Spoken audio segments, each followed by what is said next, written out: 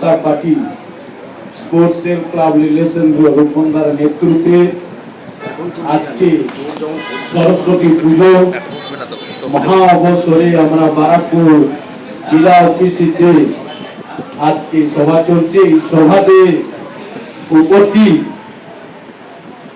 Sports club relation co convener সুবক্তা শ্রী সমনাশীর,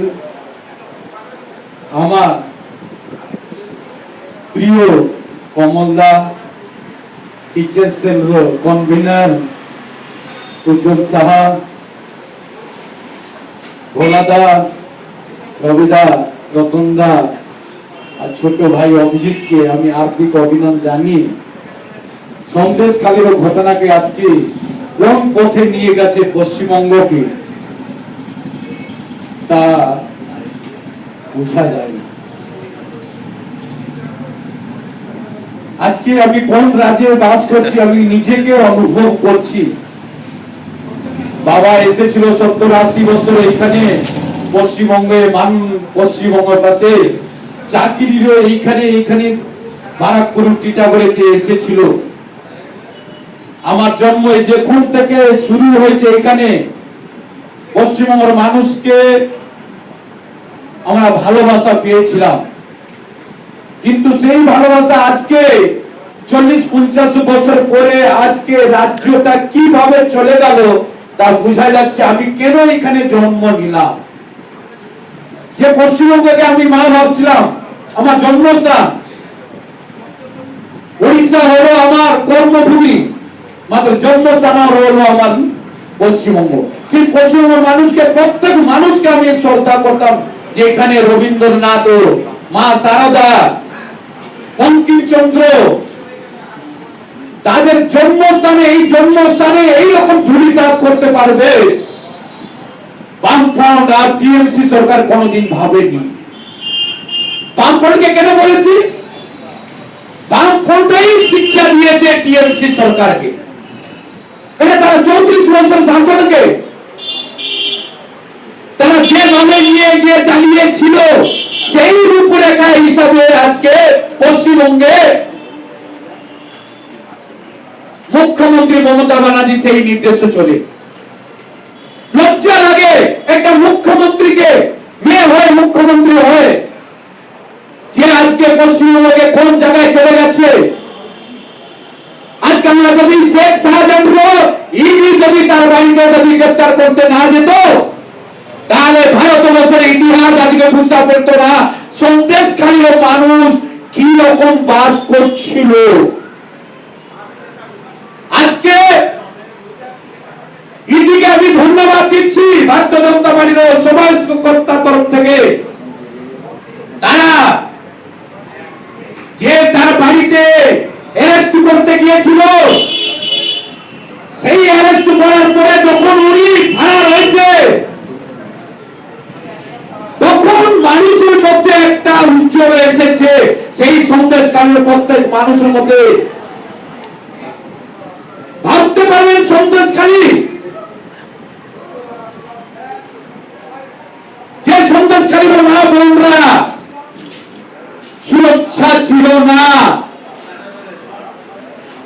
প্রত্যেক বাড়িতে কত দাদাগিরি করত উত্তম সরকার, শেখ শাহজাহান, শিবু, এদের প্রত্যেক বাড়িতে একটা মেয়েকে দিয়ে, ভালো সুন্দর মেয়েকে দেখে তাদের অফিসে ডাকতো, তাদের অত্যাচার করত।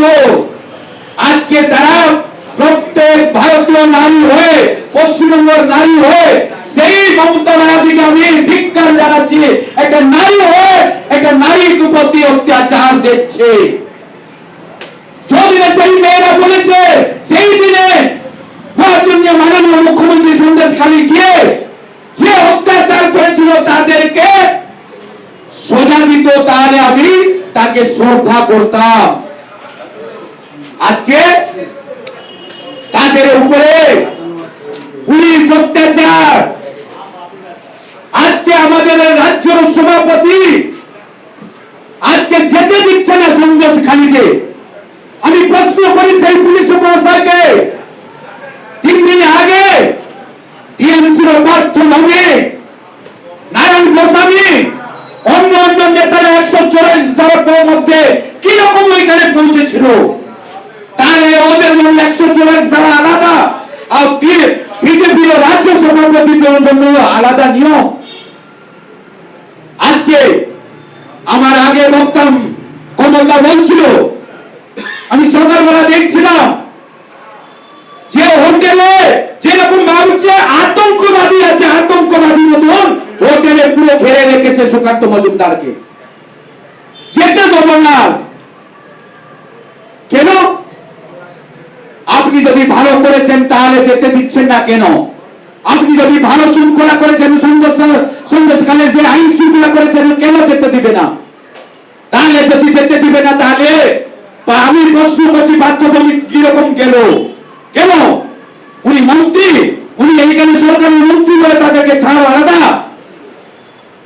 আজকে পশ্চিমবঙ্গের পুলিশকে ঠিক করে এই জন্য জানাচ্ছি, আমাদের রাজ্যের সভাপতিকে লাঠি চার্জ করে তাকে এখন হসপিটালে পড়ে আছে।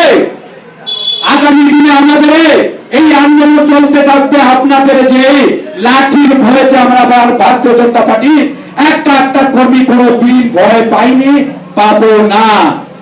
আপনারা যত অত্যাচার করবেন, পশ্চিমবঙ্গের মানুষ ভারতীয় জনতা পার্টির প্রত্যেক কর্মী আপনার উপরে আমরা হাবি হব।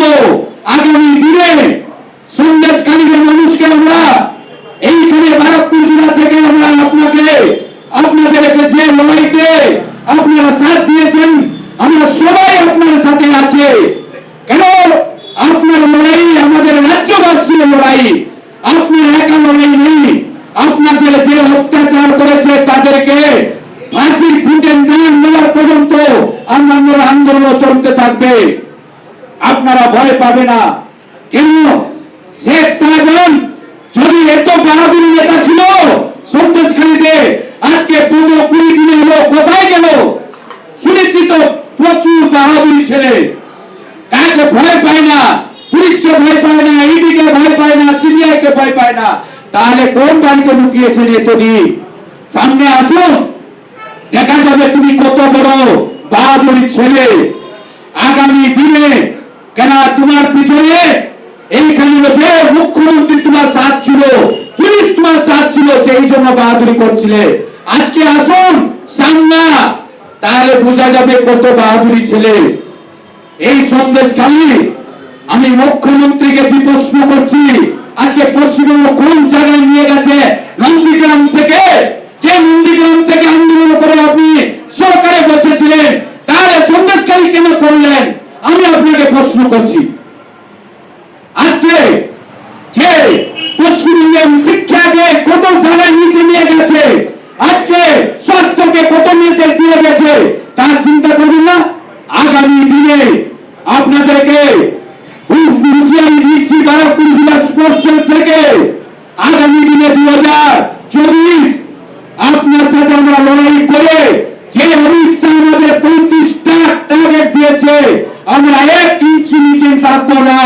এইখান থেকে 35টা এমপি ভারতের লোকসভাতে আমাদের নরেন্দ্র মোদীর হাতে দিয়ে দেবো।